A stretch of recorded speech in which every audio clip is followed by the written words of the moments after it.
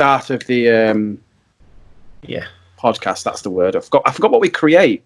And for all of you listening to the podcast who are actually watching the video, we've got some sick backgrounds on, and you're missing out. Hey guys, welcome to the Nice Guys of Comedy podcast with your hosts Jack, Vincent, and Nick Crooks. Oh, and by the way, they're from the north. That's the reason they sound that way. But yes, so those who do exclusively listen on Apple Podcasts, Spotify, all that jazz, this is, moving forward, going to be the weekly podcast that we're going to be having because essentially there's a lot of work, and we want to kind of explore some visual stuff. So on Monday we have a video going out on the YouTubes, and this is going to remain a bit more of a talky podcast. You sounded so old when you said that. This is the podcast episode. This video going out that goes out on the YouTubes. On the YouTubes. On the line. It goes out on the line. It's just online. On the line. Yeah. On the line, on Tinterwebs. I'm just basically starting to act the age in which I look. That's the aim that I'm going for. But, that's now exactly how we are. But yes, we normally kind of talk, and we put the recording on for an hour, and we just have a talk and go from tangent to tangent. But we actually decided, when I say we, I mean me, because hey, I half admit this as well. I want to kind of just talk a bit more about something a bit more structured, and that's kind of something that's going through my life at the moment. I say my life at the moment, it isn't really, because it's just something that's going through some testing and stuff like that. I'm actually currently going through the early stages of kind of testing to potentially be diagnosed with ADHD. Which we established yesterday you definitely have. Yes, yeah. Because essentially, again, those who are listening for the first time, this episode has been recorded once before, but neither of us decided to check we were recording. So we didn't. It was great. It was a great episode. So this is not the greatest podcast episode of all time. This is just a tribute. Which explains Nick's background if you are watching on YouTube as well. But yeah, we did establish when we were going through the episode yesterday is that this is elements that essentially a lot of people do have. We heavily realised that it's part of the reason why the podcast is done as well as it is because essentially we just talk from one topic to another. And then there's plenty of times that we've clicked off record and gone, how the fuck did we get there? And we've never really realised how we've gone from one topic to another. But one thing I have realised, kind of sticking to, trying to anyway, the subject matter, getting diagnosed as ADHD as an adult is fucking hard. So there's like 3 pages on the NHS website for children, and then as an adult, it literally says speak to your GP. And then when you speak to your GP, they go, "Oh, I'm not a specialist." And it's like the IT of conditions.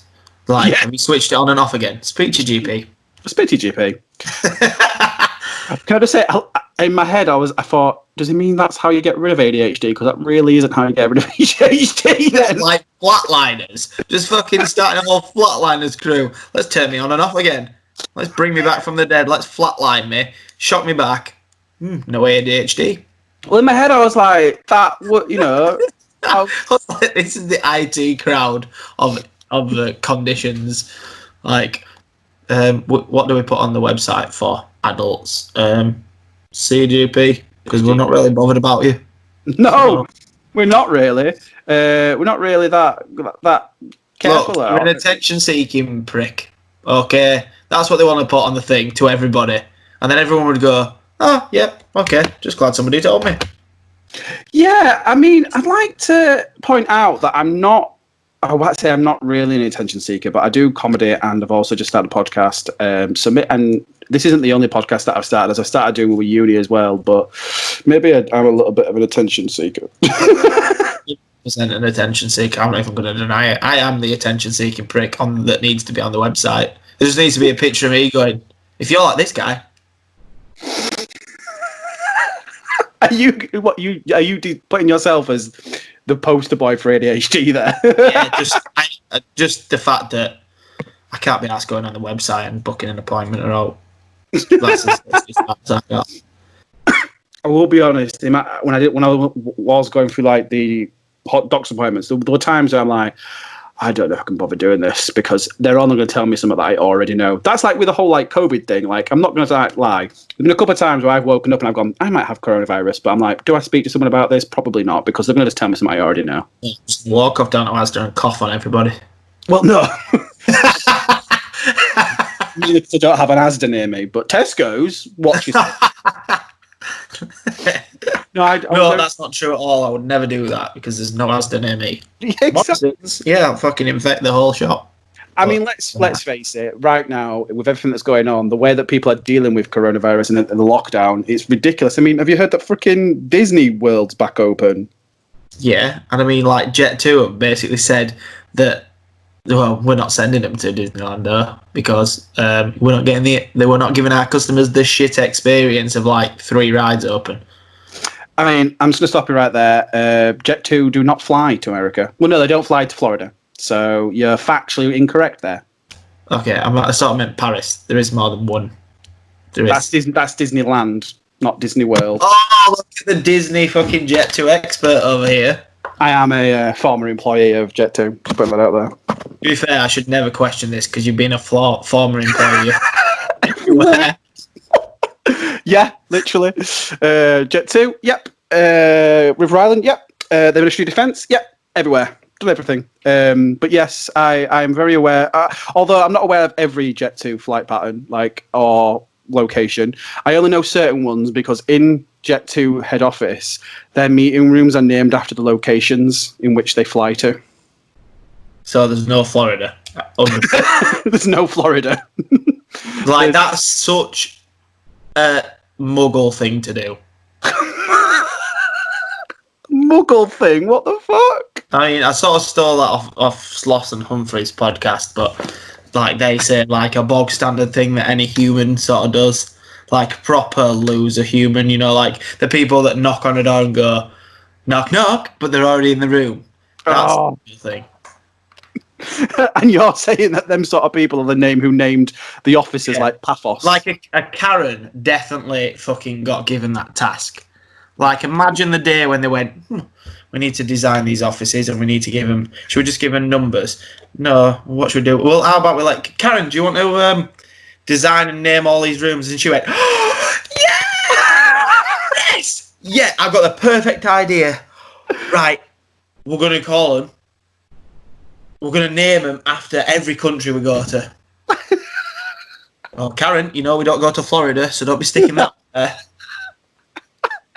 My issue, though, with these namings of the rooms, they didn't tell you what... This office was 7 floors, but they never told you what floor they were on.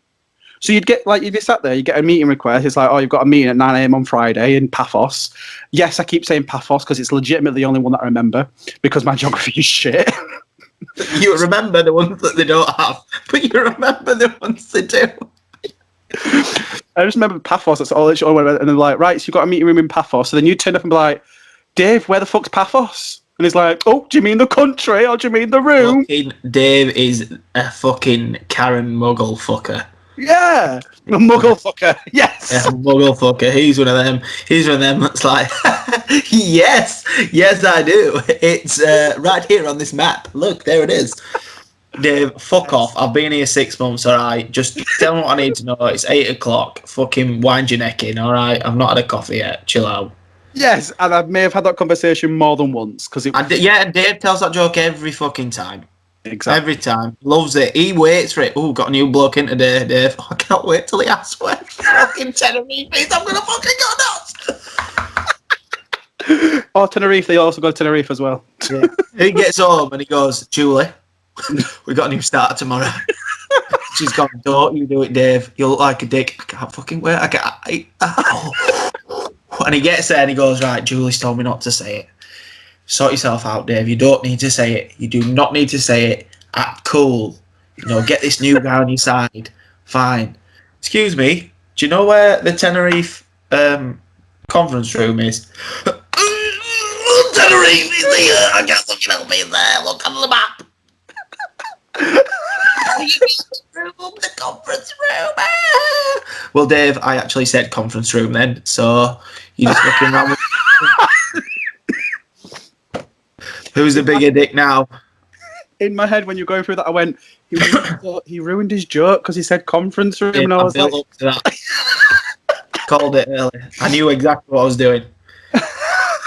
I owned it, took it on. I knew exactly what I was doing. I didn't fuck up. I saw the outcome to that, and I thought it'd be funnier if I actually say conference room and Dave still tries to do the joke. Such a fucking loser. What's really awkward is there was actually a guy at Jet2 called Dave, and he did exactly that. He was a fucking draining fucking Dave. No wonder Julie left you, Dave. reasons for divorce. Just wouldn't shut the fuck up. I mean, I know when to quit with the dad jokes. That's why my wife's the only one that gets them. I've got her locked on now with a ring, so leave me. I mean, the state of like the law, she can leave you very much. She can leave you. Leave me. I couldn't survive on my own. Not gonna lie. Have you ever lived alone? No. Oh man, like, do you know how bills work and like how cooking works? Yeah, I cook. I live alone now, don't I? I live in my own house. You think? No, you don't. You've got 4 people in your house. Yeah, but do you think fucking my 5-year-old rocks up to cooker and goes, "Dad, what do you want for tea?" Do you know what? I'd love it if he did. I used to cook loads, but like now, since my wife's been on furlough, she's pretty much cooked most of the time. But I used to cook all the time. I used to be the cooker in my family. My mum and dad are both chefs. Oh, of course, yeah. Okay, but okay, do you know how bills work then? I mean, I paid everything for me is paid direct debit. It's easy. I am lazy. Everything that can be paid direct debit is paid. If it costs me an extra £100 a year, I will pay direct debit. The reason why I ask, right, I'm not going to be mentioning any names or anything like that because this is an actual genuine friend of mine. So I know someone who is in their late 20s, early 30s, and they have never lived out of their parents, have always lived at home. Now, their parents were a bit older, so they was like, right, I'm going to take a bit more responsibility and I'm going to take the pressure of the gas and electric bill off of them. At the same time that they decided to do this, I moved property. So I was like, I changed my gas and electric when I moved in. It took me like 2 days. And she was like, sorry, they were like, it's not necessarily a girl. And they were like...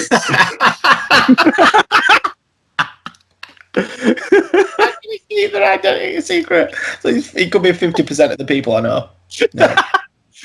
And they were like, how did it take you? Like, why did it take you so quick? I went, because you just go on a comparison site, you put in the cheapest one, you click done. Like, you don't have to think about it.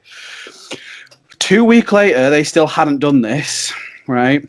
I worked with this person 5 years ago, right? I worked with them a number of years ago, and I retold this story. Just give her her address. All right, name, address. I told this story to another mutual friend the other day, and when I say the other day, I mean last week. And they went to me. They went, Jack, they still haven't done it. They still haven't changed the gas. It's been 5 fucking years. How can you not do it? Imagine the guy at British Gas. Just every time getting that phone call, look, I want to change. Do you? Let's fuck with her again. There we go. Why would you want to change? Imagine that to his boss. Here, Mike, check this. Why would you want to change? We offer such a great deal. Let me just put you on hold. She's been on hold for 5 years, Mike, and we're fucking still got her. As a call center and as an ex-call center employee, I have probably put someone on hold for 5 years, so don't worry about it. Imagine the person on the end for that long. Like, there's only so long I'll be on hold for. I think no more than half an hour. Not being on hold for no more than half an hour. I can do one absolutely. All right, so I used to work at a job, and my job in this call center was working nights for international customers. I won't name the company itself. I'll probably named it before, but I won't name before. I won't name this time. I'll probably slip up halfway through. Don't worry about it. Right, so they used to keep the phone lines up for international people. This particular time, they were really backlogged in emails, so the company had made the decision to turn the phone lines off because it was something quite new and something they did quite often anyway. I got in on shift at 10 p.m. and I was there until 6 a.m. and I was the one running that shift for the night. Because they told me they'd turn the phone lines off, I did not look at call queues because I was under the impression I did not have to. Right? Until I just glanced at 2 a.m. and someone had been in the queue since 10 p.m. Right? Fuck, why? So they had been in the queue for 4 hours, right? So I got one of the agents, like, just get on, get rid of them, apologise, do whatever. They were ringing up because on our website, it was a clothing brand that I worked for. On the website, there was an orange skirt, but in the description, it called it a red skirt. So she wanted to know, was it orange or was it red? She'd waited on the phone for 4 hours to ask that question. Take the pun. All right, take the risk. Fuck me, Julie. Take the risk. Christ, you're that offensive by one of the colours that you've got to wait for. What? Why have you not got anything better to do? What are you doing? What did you have fucking bargain hunt on repeat with that little deaf bloke in the corner giving all this while your phone's on loudspeaker? You're waiting for some fucker to answer while listening to Greensleeves playing out on Little Echo because you've got it on loudspeaker. Fuck me. And then One Direction comes on midway through because they've changed the song. You've been on hold before, haven't you? Yeah. That's what makes you beautiful.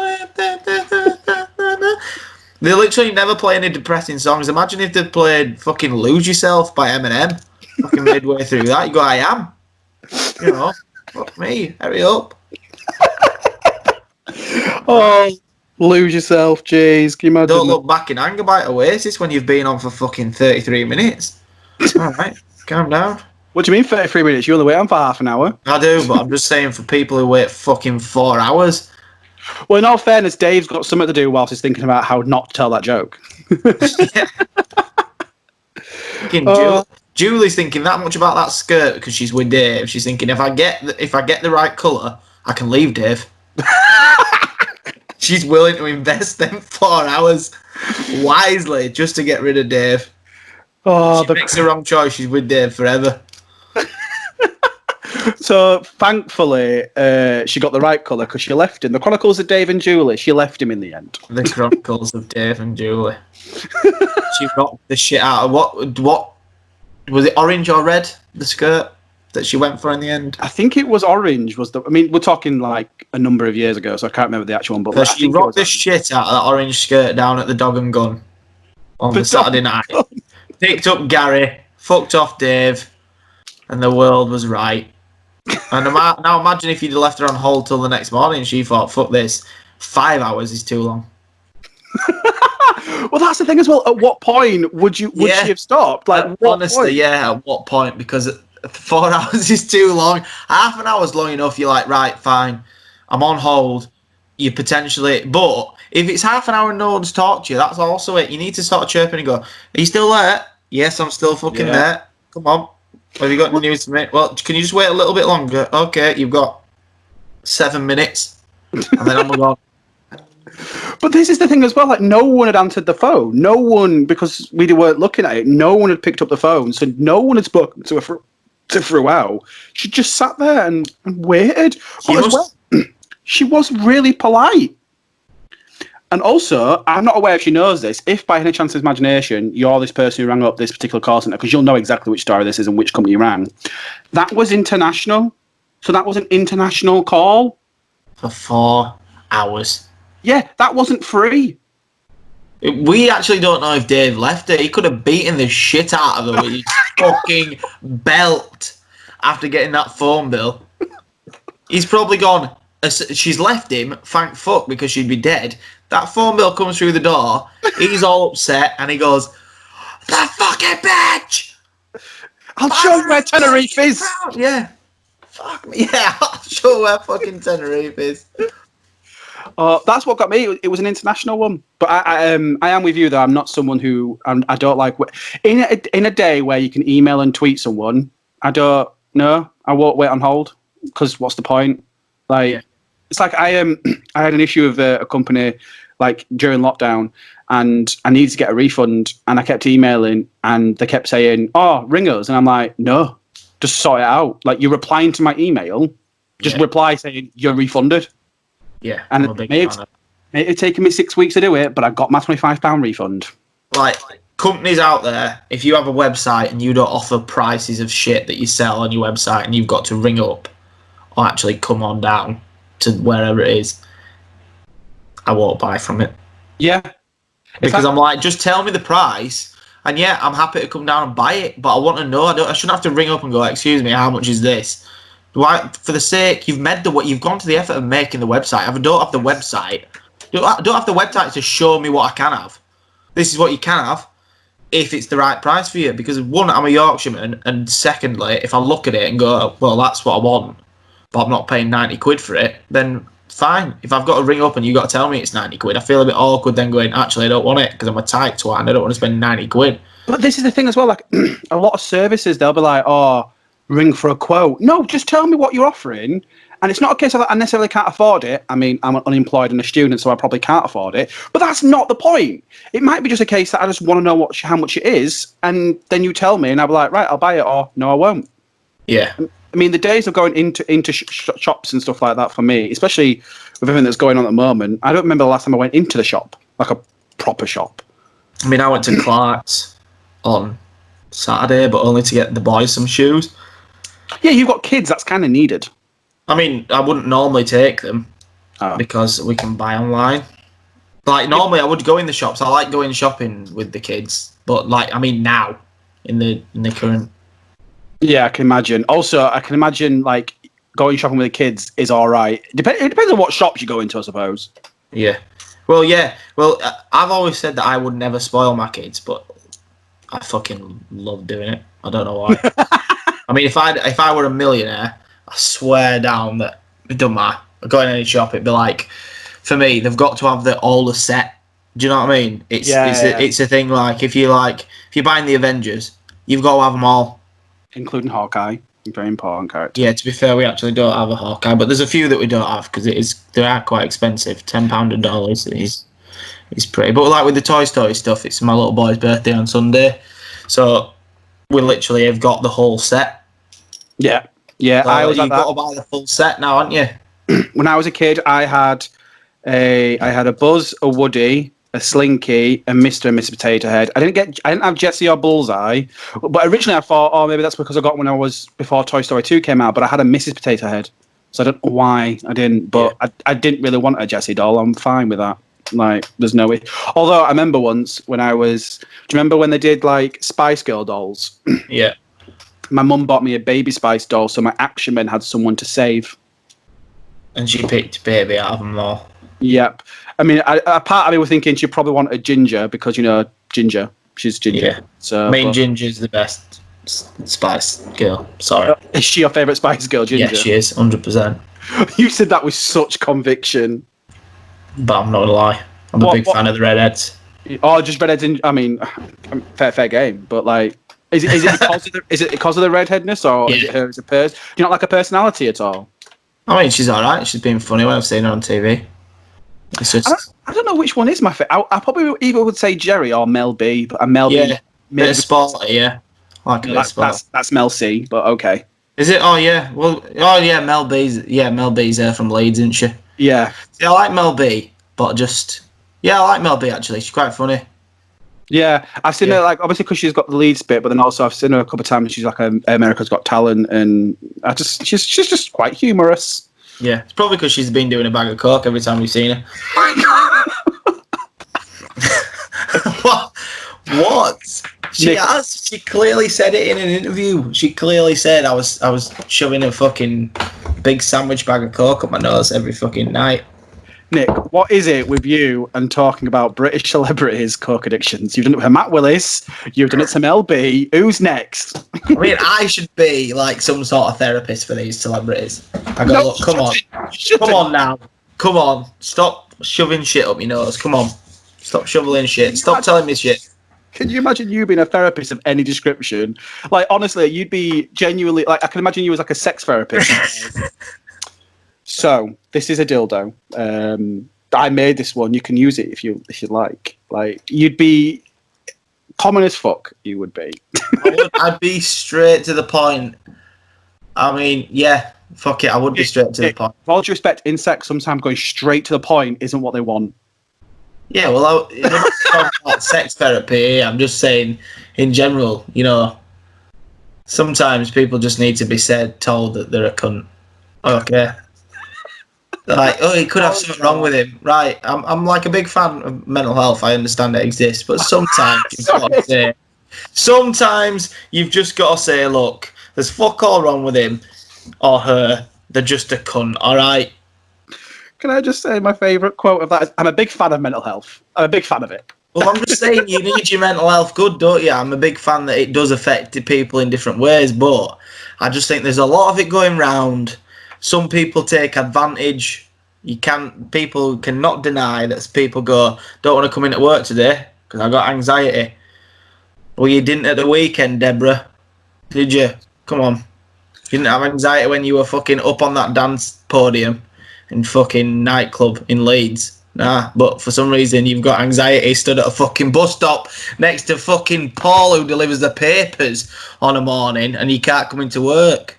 What's Paul got to do with it? I don't know, he's just a randomer that stands at the bus stop. I'm just making a scenario. It just annoys me a little bit that there's people out there that genuinely need help and then there's people that just think, it's an easy way for me to get. I will agree, because I mean, obviously mental health, looking after yourself, and it kind of ties it back to kind of part of the episode when we're talking about the ADHD stuff. Mental health and looking after yourself I'm a massive advocate for, and there are people who do take advantage of it. Like, I remember when I worked in a call centre and I had to take a month off due to stress. And in that month off, I'll be very honest, and my employer at the time even knew that I was going to the pub and I was there. I mean, I wasn't doing cartwheels around the pub and on pole down like Julie and Claire and Gary are. Don't know who the rest of these people are. But I was taking time I mean, I actually remember when I went into the doctors, my doctor prescribed me and told me on medical advice to go on holiday. That was his actual prescription. And I remember there was a friend of mine at the same employer who found out that I'd been taking some time off and suddenly was like, well, I'll take some time off then. Nothing wrong with them. Yeah. They were absolutely fine. But they just saw that it was an easy way out. And in the end, they took the time off. And I was there going, people now don't believe that I'm not doing too cracking because you're taking advantage. See, yeah, that's my problem. It's not that I don't believe that everybody, but they can't statistically. The amount of people that have mental health issues, it's too high.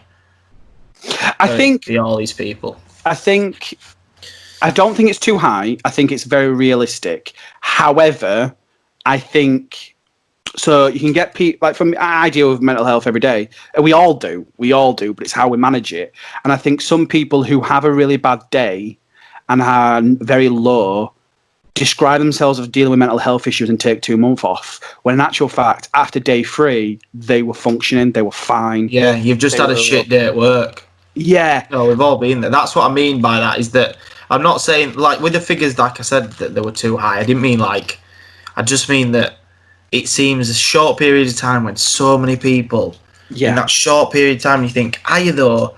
Or are you just, because you're all right now? I'm looking at you, and I know that people say it's inside, but I'm like, are you though? Or did you just want to go to Magaluf with the girls for 2 weeks and you didn't have no holiday? This is the thing. This is the thing as well. Like, sometimes I think when especially if you're in a working environment, which, you know, I'm not working at the moment, but I've been there.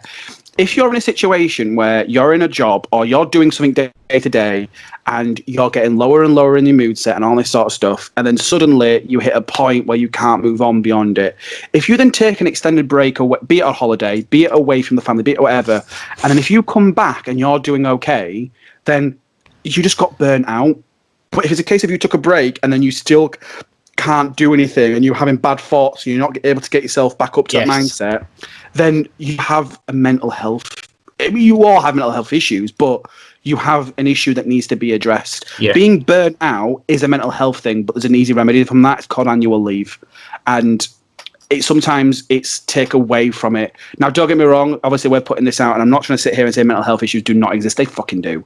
It's just sometimes they're over exaggerated, and I think if you're taking over exaggeration, you're taking away from someone who needs some help. Because a doctor who sees hundreds of patients a day, if they see 5 people bullshit, and then that last person, they're automatically going to call them a bullshitter when they're not, and that's not fair on anyone. Yeah, there we go. And also, just take time for yourself. That's an easy thing. And also, everyone's not doing bad. You know, look at yourself. You're doing all right. You're alive. Yeah, I think you're alive. That's a real key. Tick that box. I mean, in the last couple of days, a couple of weeks, I've been putting a lot of pressure on myself. And I mean, even I didn't put a podcast. We didn't put the podcast out on Monday because I wasn't well, and I felt horrific for that. And the next couple of days, it was getting to like 10 o'clock at night, and I was sat there and I was like, I've done nothing with my day because obviously we're in lockdown. There's not a lot to do, and it wasn't until I actually sat there and I went, I'm going to write down what I did with my day. And I sat there and I'd read a book.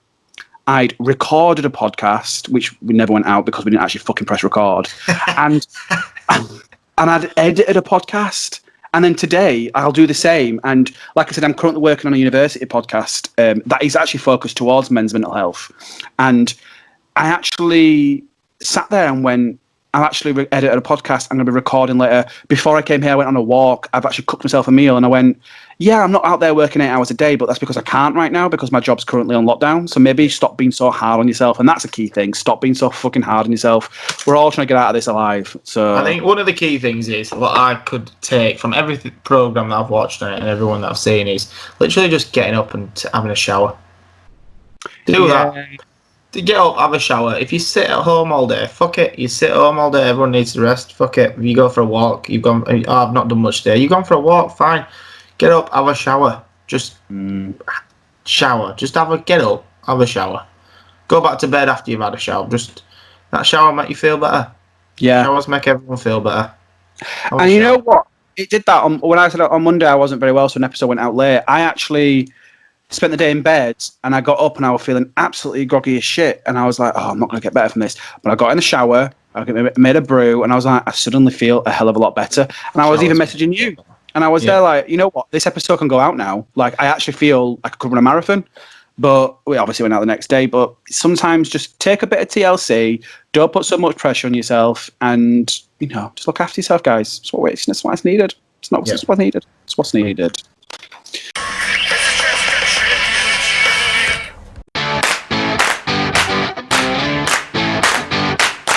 That was the Nice Guys of Comedy podcast with Jack Vincent and Nick Crooks, recording from their own home and heavily fucking edited. Follow them at I am Jack the and at Nick Crooks Comedy. Why don't ya? #NiceGuys.